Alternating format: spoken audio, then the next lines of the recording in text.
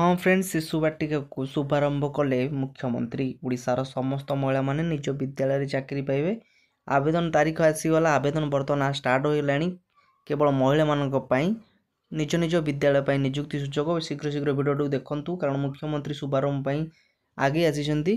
केमती कौन करिया पड़े सब डिटेल्स रे कहबे। मुख्यमंत्री वीडियो पसंद आसले वीडियो को लाइक करबा सहित संग मानक शेयर करियो। तो चलंतु स्टार्ट करबा।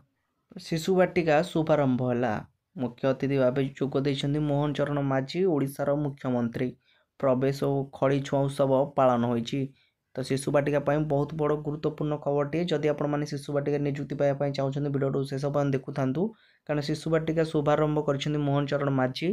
प्रवेश और खड़ी छुआ उत्सव पालन करा जाइछि। वर्तमान एथिरे विद्यालय रे शिक्षक एवं अभाव जोगु होउछि बोली अनुमान करछन्ति मोहन चरण माझी। विद्यालय रे शिक्षक अभाव होउछि। छात्र छात्री माने पाठ पढ़ारे असंतोष प्रकाश पाउछन्ति या कहिछन्ति मोहन चरण माझी। विद्यालय पई पिला मानक मन रे आग्रह आसुनी स्कूल को जिया पई। तेणु करी सरकार एथि पई गुड नुवा पदक्षेप नेबे बोली सृष्टि करिछन्ति जे शीघ्र शिशु सेविका को नियुक्ति आनिबे। वर्तमान शिशु सेविका रे बड़ परिवर्तन शीघ्र आसीबा को जाउछि। शिशु सेविका नियुक्ति कारण पिला मानक आग्रह देखि पारिले नाही मुख्यमंत्री। छात्र छात्री मानक पर जत्न नेबा पई आसुछि शिशु बाटिका रे शिशु सेविका। सबु महिला माने हेबे शिशु सेविका। ओडिशार समस्त महिला एथि आवेदन करि परिबे।